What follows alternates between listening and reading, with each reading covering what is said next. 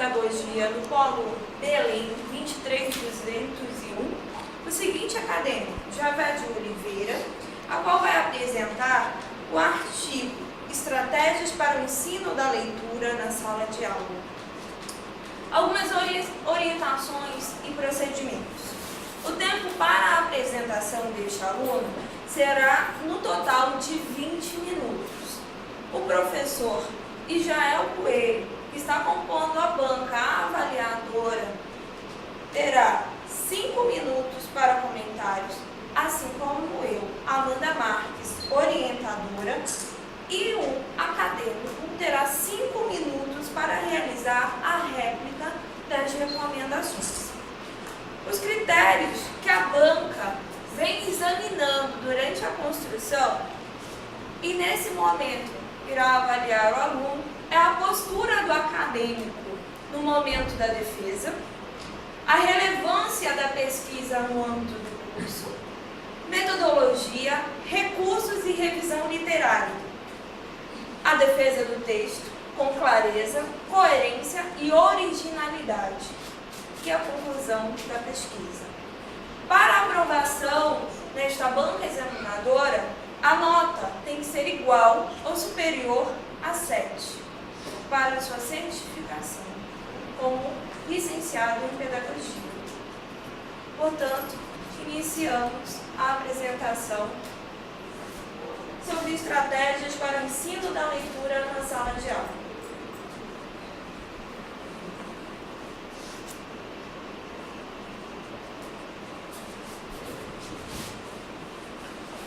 Boa noite a todos. Boa noite.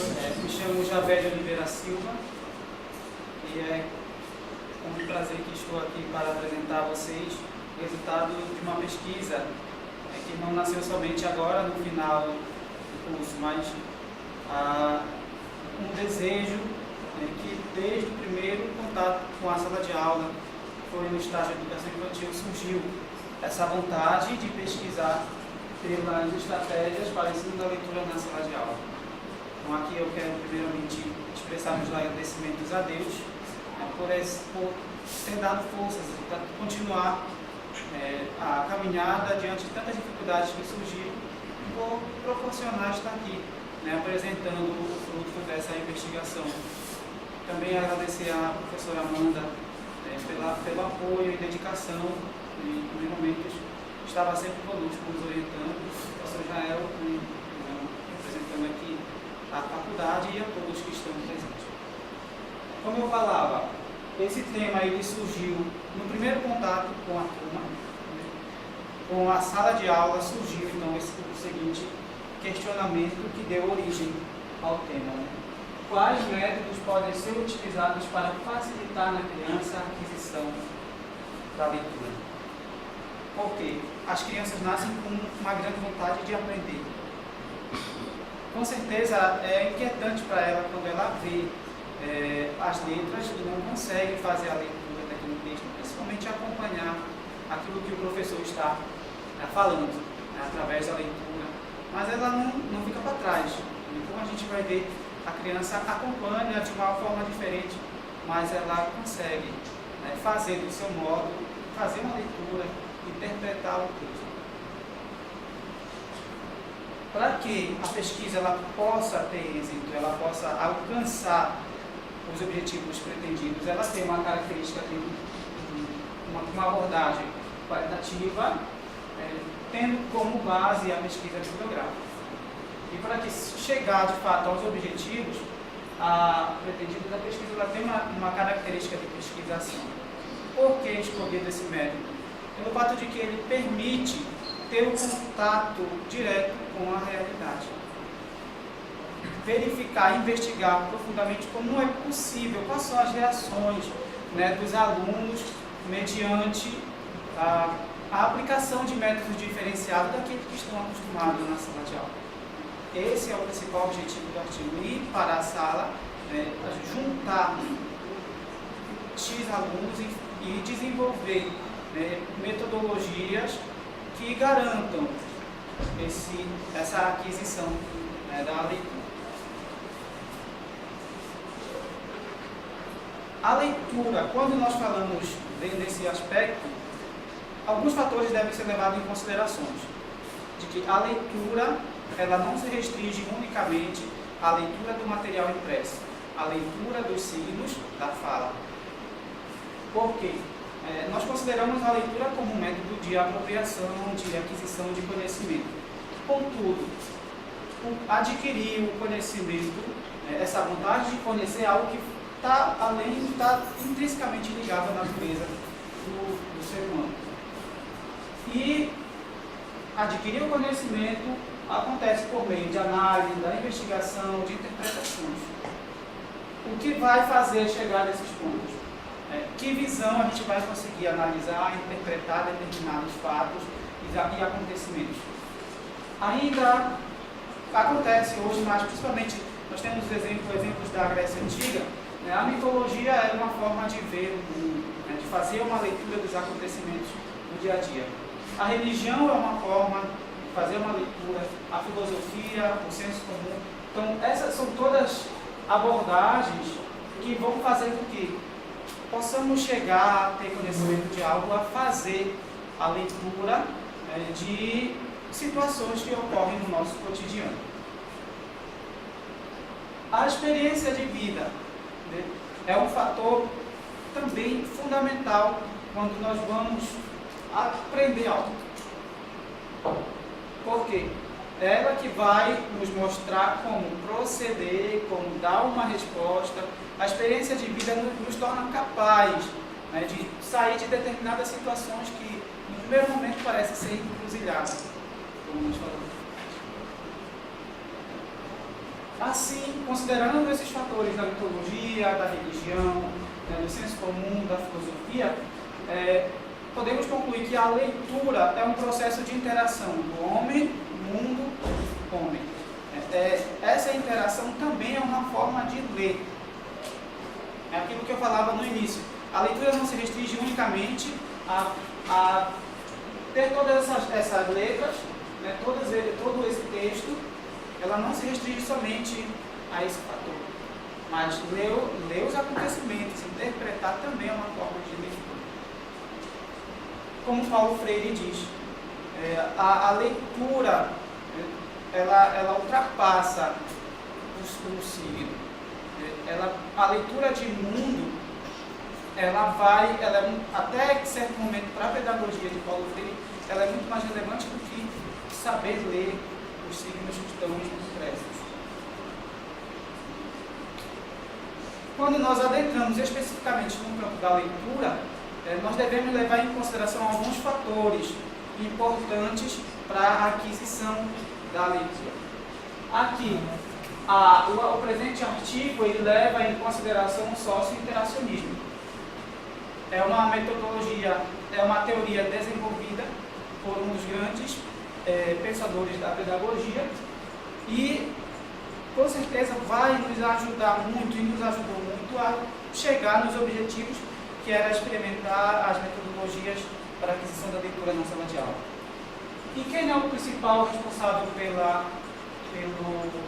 socio-interacionismo, por esse pensamento? É Vygotsky, como popularmente nós conhecemos. Vygotsky, quando apresenta essa teoria para as academias, quando ele apresenta essa teoria ao público, ele apresenta também uma nova forma de ver o homem, uma nova concepção do homem, porque ele apresenta o homem como fruto, como resultado da relação social. E é esse ponto crucial que a gente vai abordar durante a apresentação, durante a análise dos métodos, a interação social. Por que abordar esse ponto? Porque a interação social é visivelmente notório na sala de aula que ela é desvalorizada. Essa interação social ela é desvalorizada, começou a ser desvalorizada agora, pelo contrário. É um processo que ocorreu há muito tempo, que como nós temos aqui o depoimento de Santo Agostinho, aqui nas Confissões, e Santo Agostinho, vamos levar em consideração que ele é do século IV depois de Cristo. Ele diz que, em pequeno, jogava bola e o jogo era um obstáculo ao rápido aproveitamento dos estudos. Então, aí nós tiramos a conclusão de que, trazendo, aliás, para o contexto atual, por exemplo, vamos tomar essa fala de Santo Agostinho na hora do recreio, na hora do intervalo. Muitos professores consideram esse como apenas um momento livre para a criança ir correr e gritar lá no corredor da escola. Contudo, algumas escolas já perceberam que esse momento é importante para o aluno, que ele consegue adquirir e aprender muitas coisas quando é valorizado.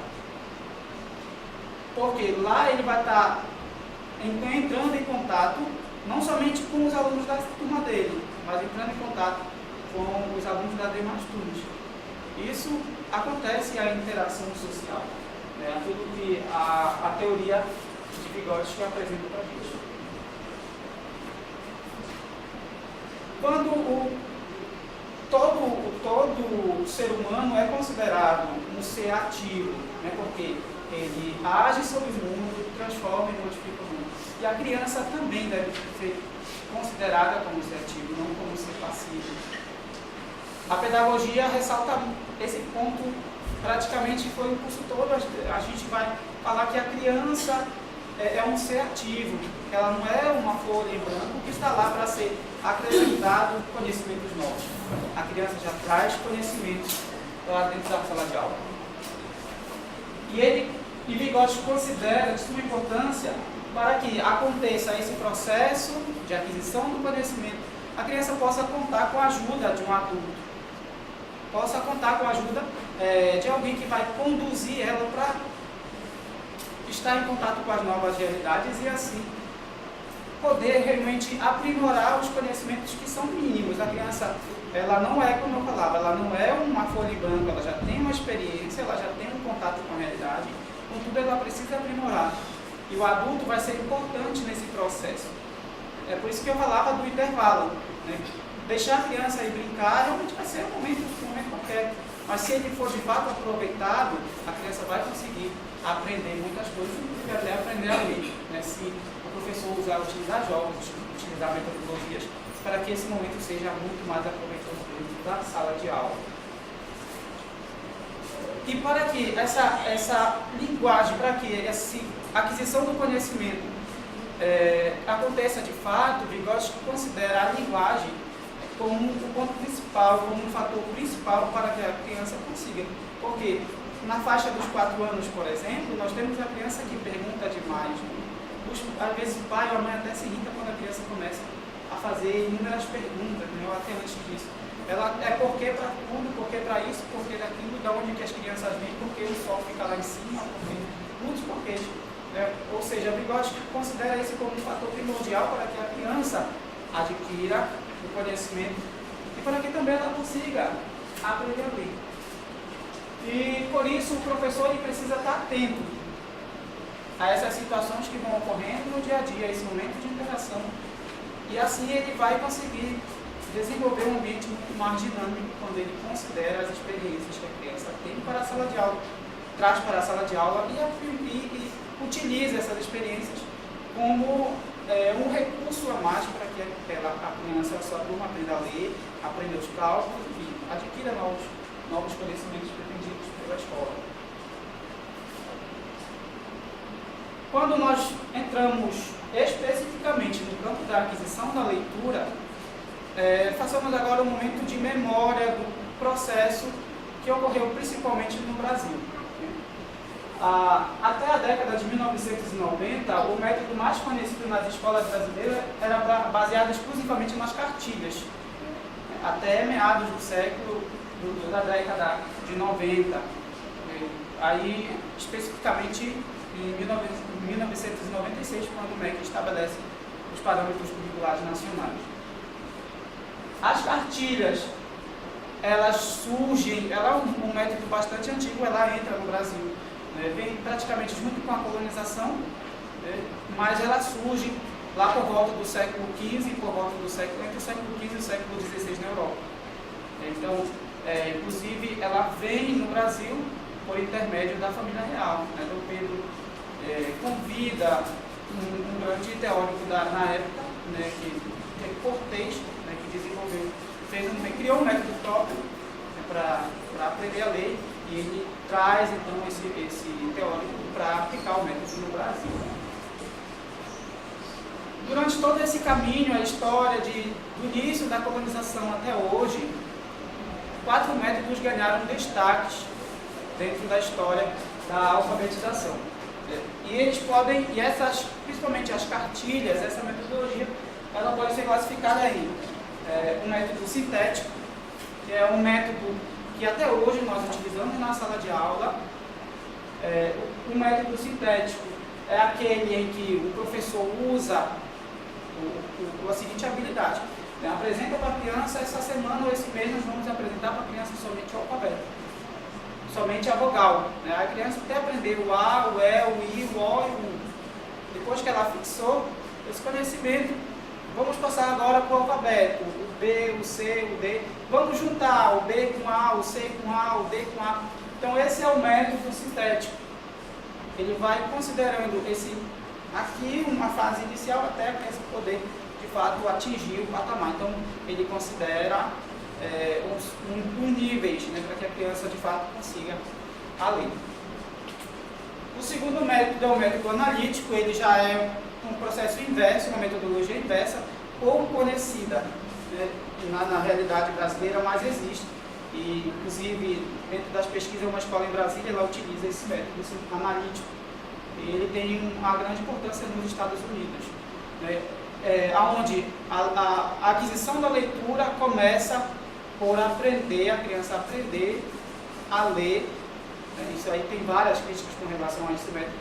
A ler as palavras, primeiramente as palavras. Então eu vou apresentar o segundo método. Ele apresenta hoje, por exemplo, 5 palavras para a criança. Casa, amarelo, brinca, come, dorme. Aí depois ele vai acrescentando novas palavras. E o método, ele diz que a criança de fato consegue aprender a ler. Até depois que ela conhece todas as palavras, ele vai começar, os professores começam a trabalhar para a criança juntar essas palavras, até formar, até conseguir atingir a leitura. O terceiro método é o sintético analítico ou o método misto, onde ele começa também pelo método analítico, que a criança vai aprender as palavras, mas ele volta para depois, quando a criança já sabe determinadas palavras, já consegue fazer a leitura daquelas palavras, volta para o ensino do alfabeto, da vogal, da sílaba. E por último nós temos o método construtivista, que o método construtivista ele é uma metodologia recente, e é o que atualmente embasa os parâmetros curriculares nacional de língua portuguesa de 1ª a 4ª série, como ainda está definido no parágrafo. O método construtivista, ele é a base da teoria da psicogênese da língua escrita, que é essa teoria denominada psicogênese da língua escrita, que norteia todo o parâmetro de língua portuguesa. E ela é uma teoria criada por Emília Ferreiro e Ana Teberovsky. Então essas duas teóricas, por volta de 1974 e 76, apresentam essa nova metodologia, e em 1996 o Brasil abraça a causa como para ajudar a vencer o analfabetismo brasileiro. Pontos principais, pontos básicos dessa teoria: ela não identifica a lei como decodificada, como geralmente acontece. Muitos teóricos vão ver a leitura como apenas um processo de reconhecer o B com A e juntar, formar Bá, o L com A, juntar e formar Lá. Então depois nós vamos juntar o B com A e formar Bala. Esse é o processo, um simples processo de decodificação, e a teoria desconsidera esse processo. Ela não identifica a escrita como uma cópia de um modelo. Critica muito aquele professor, por exemplo, que chega e escreve no quadro e pede que o aluno transcreva no caderno igualzinho, fielmente. ela não considera muito esse como um ponto forte na alfabetização. E depois, um outro princípio básico, ele não identifica o progresso na conceitualização dos avanços no decifrado ou na gestão da cópia. Ou seja, o aluno consegue formar B com O e L com A, com B com O e L A formar bola, então ele já sabe ler. Se aí ele consegue, a bola está no campo, ele consegue juntar, então ele já tem um avanço. A teoria também desconsidera esse como a criança já sabe ler quando consegue atingir. Não, existem outros fatores que vão identificar que a criança já tem um avanço com relação à leitura. Essa teoria, ela tem 4 etapas, né, que a criança ela vai atingir, digamos que 4 níveis, né, que nós vamos ver um por um. O primeiro é a etapa pré-silábica, a etapa silábica, a silábica alfabética e a etapa alfabética. A gente vai especificar essas etapas com experiências dos alunos dentro do próprio campo de estágio, né? Como eles estavam a avaliar a escrita desses alunos por intermédio dessas etapas apresentadas pela teoria da psicogênese. Na etapa pré-silábica, a gente vai ter, por exemplo, 2 alunos, Miller e Carlos.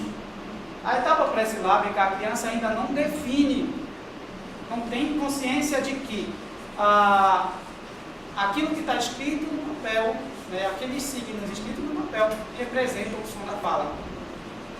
Por exemplo, eu peço para uma criança lá de 3 anos fazer casa, escreva, digamos, eu pego o Carlos e peço para o Carlos, escreva a palavra casa.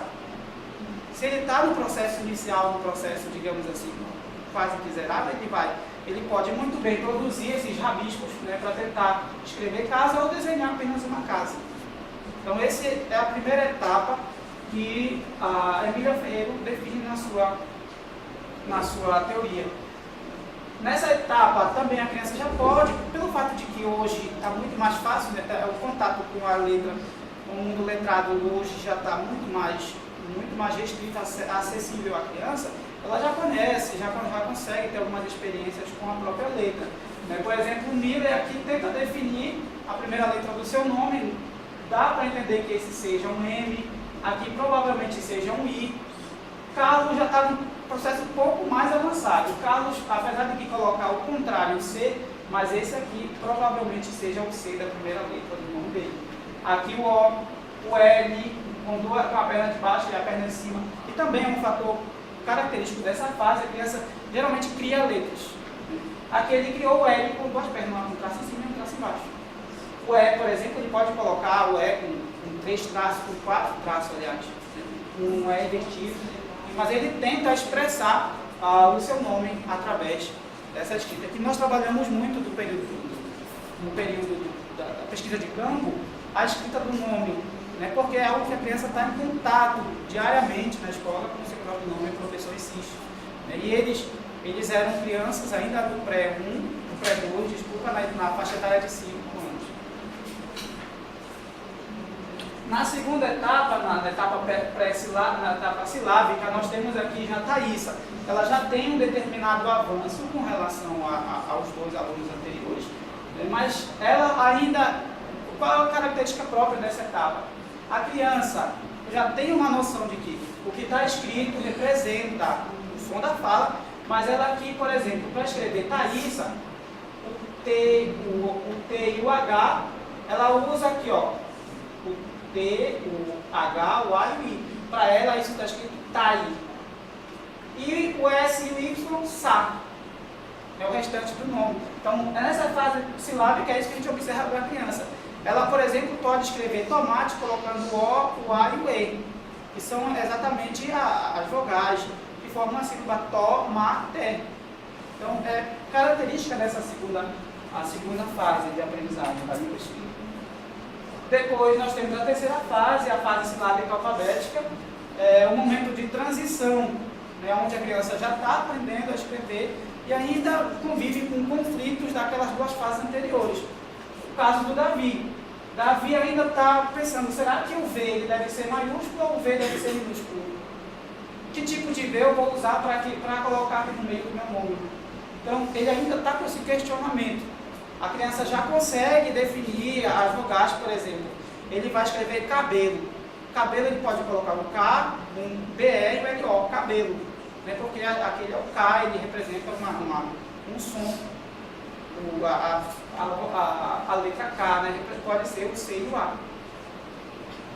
E a quarta etapa é a etapa alfabética, onde a criança consegue, já atingiu o esperado, né, para a aprendizagem da língua escrita.